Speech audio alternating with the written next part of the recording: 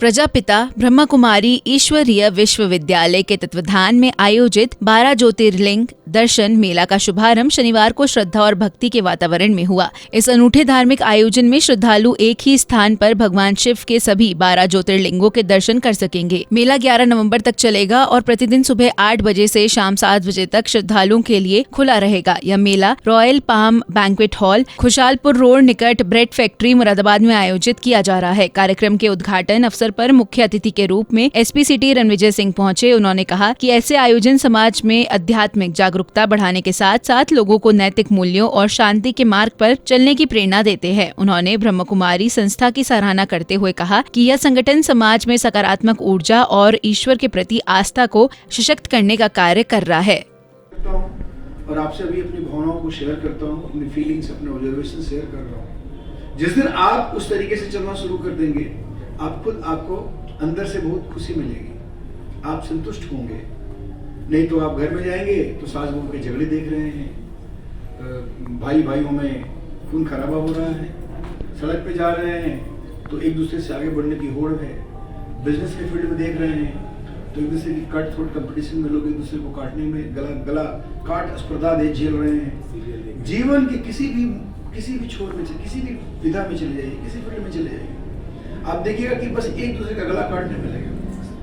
जहां दो आदमी बैठ जाते हैं, तीसरे की बुराई शुरू कर देते हैं। किसी व्यक्ति का नाम ले लीजिए तो उसके अच्छाई को छोड़ के उसके बुराई के बारे में पहले चर्चा होती है। ये सब हमारे अपने दुख का कारण है और हम लोगों ने अपनी आत्मा को इतना इस बाह्य कारकों से प्रभावित होने दिया है कि हम सुखी हो ही नहीं सकते। मैंने एक लाइन वर्ड यूज किया, इंडियन सबकॉन्टिनेंट। ये ज्यादा एप्लीकेबल है। अगर आप बाहर जाएं, मैंने देखा है ही लोगों के ऊपर इतना प्रभाव नहीं होता। वहां की सोसाइटी ऐसी नहीं होती कि सुबह से लेकर शाम तक आपको जकड़ लिया जाए। एक लाइफ साइकिल जो बर्थ से लेकर के डेथ तक है, उस लाइफ साइकिल में हजारों चीजों में आपको जकड़ दिया जाए, हजारों लाखों रिस्पॉन्सिबिलिटीज का बोझ आपके ऊपर दे दिया जाए, जिसके बाद से आप उसे निकल नहीं पाए, उसी के साथ आप खत्म हो जाए जीवन। और ये हमारे में से this is more applicable in case of Indian subcontinent. हमारे यहाँ ज्यादा लागू होता है। इस पूरे भारत और भारत के आसपास के जो एरियाज हैं, वहाँ के लोगों की सोच समझ, आप देखिए, आपको मैं एक छोटा सा एग्जांपल दूंगा जिससे आप और भी चीजों को अच्छी तरह समझ जाएंगे। आपने देखा है कि हमारे जो महात्मा हैं, हमारे जो ज्ञानी लोग हुए, उन ज्ञानी पुरुषों के उपदेशों को, उन ज्ञानी पुरुषों के द्वारा चलाए गए सेक्ट को समझने के लिए विश्व आतुर है।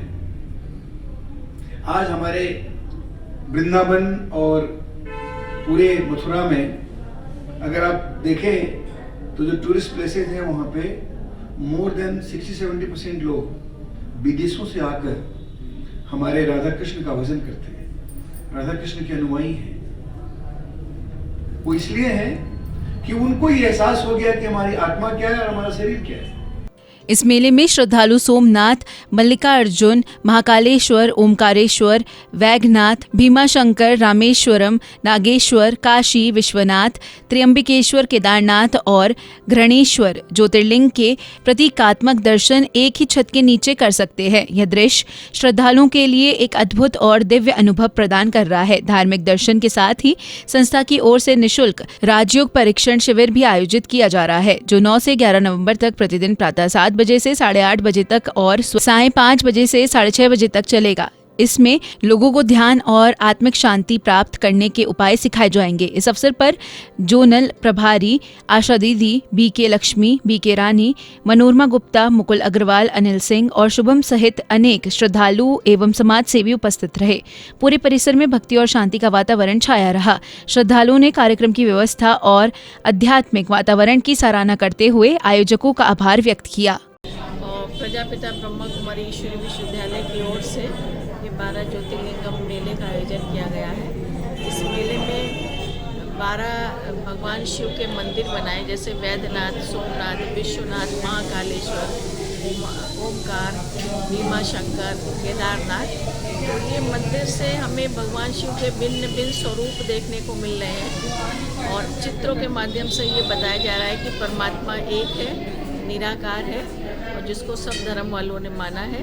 तो जैसे परमात्मा ज्योति बिंदु निराकार, आज उसको ना पहचानने के कारण हम भटक रहे हैं। तो ये ब्रह्मा कुमारी संस्था ये उद्देश्य है उसका कि हम ईश्वरीय ज्ञान के द्वारा स्वयं को पहचाने कि शरीर को चलाने वाली मैं आत्मा हूँ और शरीर अलग है, आत्मा अलग है। जब हम स्वयं को एक ज्योति बिंदु पॉइंट आत्मा समझ करके उस निराकार परमात्मा से ध्यान लगाते हैं तो हमारे अंदर प्रेम, शांति, शक्ति, आनंद अनेक गुण हमारे जीवन में आते हैं, जिससे आने वाली समस्याओं का हम हल निकाल सकते हैं। हमारे जीवन में जब आध्यात्मिक ज्ञान आता है तो बुराई रूपी अंधकार दूर हो जाता है और इस आध्यात्मिक को ज्ञान को सुन करके हम अपने जीवन को घर गृहस्थी में रहते हुए बहुत सुखमय, शांतिमय बनाए, क्योंकि ये समय विश्व परिवर्तन का चल रहा है। बहुत जल्दी ये दुनिया बदल करके एक स्वर्णिम संसार, स्वर्णिम भारत बनने वाला है। तो उसके लिए आवश्यकता है कि परमात्मा को सृष्टि पर आने की आवश्यकता है। तो ये वही समय चल रहा है,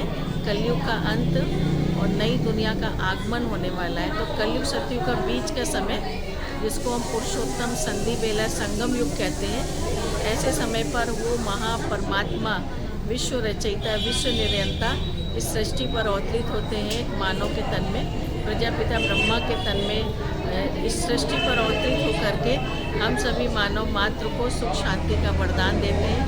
तो हम तो ये कहेंगे कि भगवान सृष्टि पर अवतरित होकर के ये विश्व परिवर्तन का कार्य कर रहा है और जो उसको पहचान लेता है उसके जीवन में सुख शांति आ जाती है। कितने दिन का मेला है और क्या कहना चाहेंगे शहरवासियों से? शहरवासियों से यही कहना चाहेंगे कि भगवान शिव को के मंदिर को आके देखें, उनसे सुख शांति ले, लेकिन उसके बारे में भी जाने।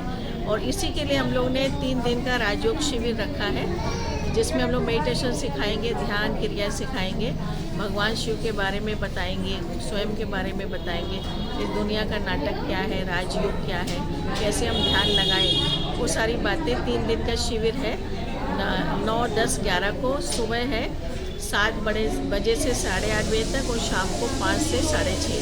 तो 3 दिन का जो राजयोग शिविर है उसको जितना जितना हम करेंगे, राजयोग शिविर का अभ्यास करेंगे, उसको जीवन में लाएंगे तो हमारे जीवन की सारी समस्याएं दूर